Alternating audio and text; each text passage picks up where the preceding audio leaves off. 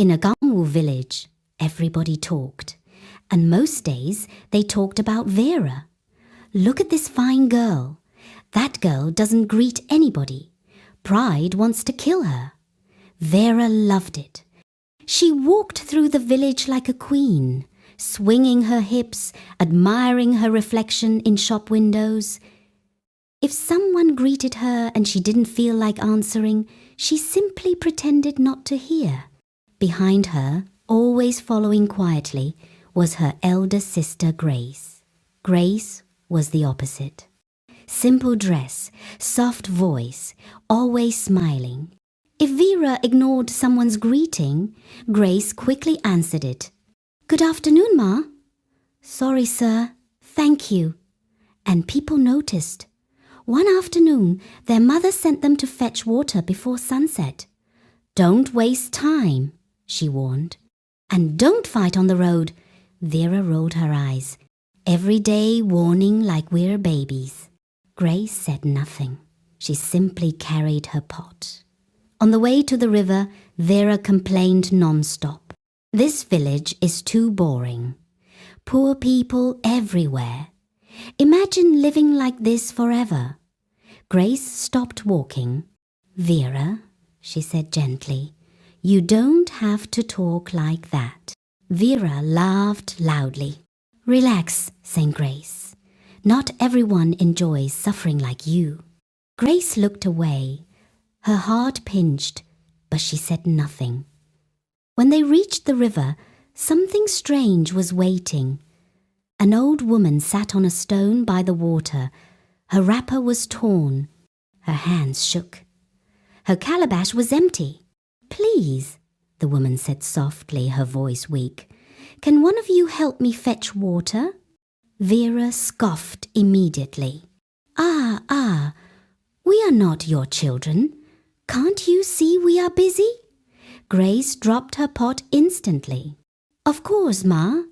Please sit properly." She washed the woman's hands, filled the calabash, and even shared her drinking water with her. Vera hissed. "Grace, you're embarrassing me. People are watching."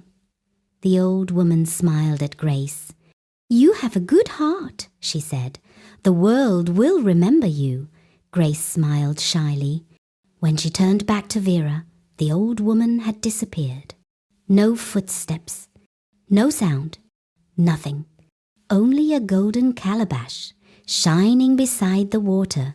Vera's mouth fell open. "Grace, do you see what I'm seeing?" Grace bent down slowly. Her hands shook as she touched it. The calabash was warm. And from that moment, nothing in Gangwoo village remained the same. Because by morning, jealousy would enter Vera's heart like poison. That night, Grace could not sleep. The golden calabash sat quietly in the corner of their room, glowing faintly like it had its own breath. Every time Grace closed her eyes, she felt like it was watching her. Vera, on the other hand, did not blink once. She sat on her mat, staring at it like a hungry cat. "Grace," she whispered, breaking the silence, "you know that thing is not normal." Grace nodded slowly. "I know." Their mother had touched it earlier and quickly withdrawn her hand. "This is not ordinary," she had warned. "Whatever gave this to you, watch your heart." Vera laughed nervously. "Watch her heart? I beg. Let's first see what it can do." As the night grew deeper, something strange happened. Grace knelt beside her bed and whispered softly, the way her mother taught her. "Thank you for today. Thank you for life." The room suddenly filled with a sweet smell, roasted yam and fresh honey. Vera sat up sharply. "Did you smell that?" Before Grace could answer, the lid of the calabash slowly opened by itself. Inside it were warm yams, fresh fruits, clean water, and wrapped meat, still steaming. Grace gasped. "Jesus!" Vera jumped to her feet, No way. They stared at the food like it might disappear. Grace tasted a small piece. It's real. Vera rushed forward and grabbed a large portion. So, this is how it works, she said quickly. Just say thank you, and it opens. Grace frowned. It's not about the words. It's about... Please, Vera cut in. If not for me, you wouldn't even meet that woman. Grace said nothing. By morning, the news had spread. Neighbors came pretending to greet, but their eyes kept drifting to the calabash. Grace, may we taste small? Ah, is this true? God has blessed this family, oh. Grace shared happily. Vera watched quietly. But inside her chest, something ugly was growing. Jealousy. That afternoon, Vera followed Grace outside and whispered sharply, So you want to enjoy this blessing alone? Grace shook her head. We can all benefit from it. Vera smiled, but it didn't reach her eyes. Well then, she said, tying her scarf, I'm going to the river. Grace looked up sharply. Why? Vera's voice was cold. If kindness brought you gold, pride will bring me something better. And with that, she walked away, straight toward the river. The sun was already sinking when Vera reached the river. The place was quiet, too quiet. No women washing clothes, no children playing. Even the frogs were silent. Vera stood at the edge of the water, hands on her hips. So, she said loudly, I'm here. Nothing happened. She waited. Minutes passed. Just when she was about to leave, the water rippled. The old woman appeared, slowly walking out from behind a tree, just like before. Same torn wrapper, same tired face.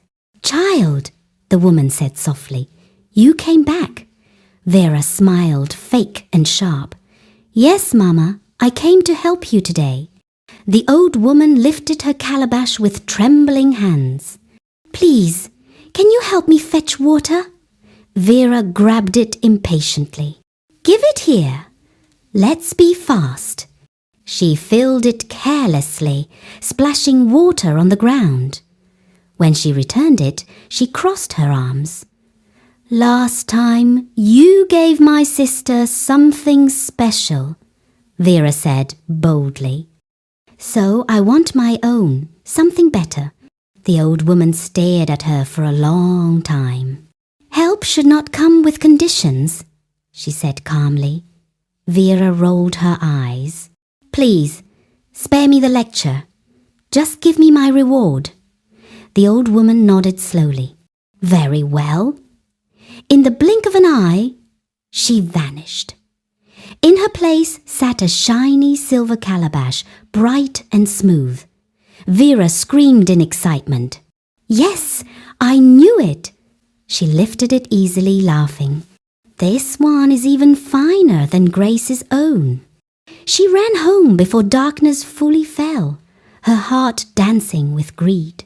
That night, she placed the silver calabash in the middle of her room. She clapped her hands. Bring food, bring money, bring gold. Nothing happened. She frowned. What is wrong with you? Suddenly, the calabash began to shake. A low hissing sound filled the room. Vera stepped back slowly. Hello? The lid flew open. Out jumped frogs. They scattered across the room, croaking, hissing, climbing. Vera screamed. She tripped over a stool and ran out of the house, shouting for help. The whole village woke up. People rushed out with lanterns. By the time they returned to the room, the creatures had disappeared. Only ashes and smoke remained. Vera collapsed on the ground, shaking. Grace held her tightly. It's okay, she whispered. But deep inside, Vera knew something had changed forever. The punishment was not finished. because the next morning the village would talk and shame would knock on her door. Morning came quietly, but Agangwu village was already awake. Everybody had heard Vera scream the night before. Everybody had seen the smoke. Everybody was asking questions. What really happened? Is it juju? Did the river punish someone? Vera did not leave the house. She sat on the floor, knees pulled to her chest, eyes swollen from crying. Her fine dresses lay scattered around her, but she did not look at them. For the first time, she felt small. Grace brought her a bowl of warm food from the golden calabash and sat beside her. "Eat something," Grace said softly. Vera shook her head. "I don't deserve it." Grace sighed. "We all make mistakes." Their mother entered the room, her face serious. "Vera," she said, "tell me everything." With a shaking voice, Vera confessed the pride, the jealousy, the demand she made at the river, and the fear she felt when the calabash turned against her. When she finished, her mother was silent for a long moment. Then she said, "The river did not punish you because you wanted a gift. It punished you because your heart was wrong." Later that day, the sisters went back to the river together. The old woman was waiting. Vera fell to her knees immediately.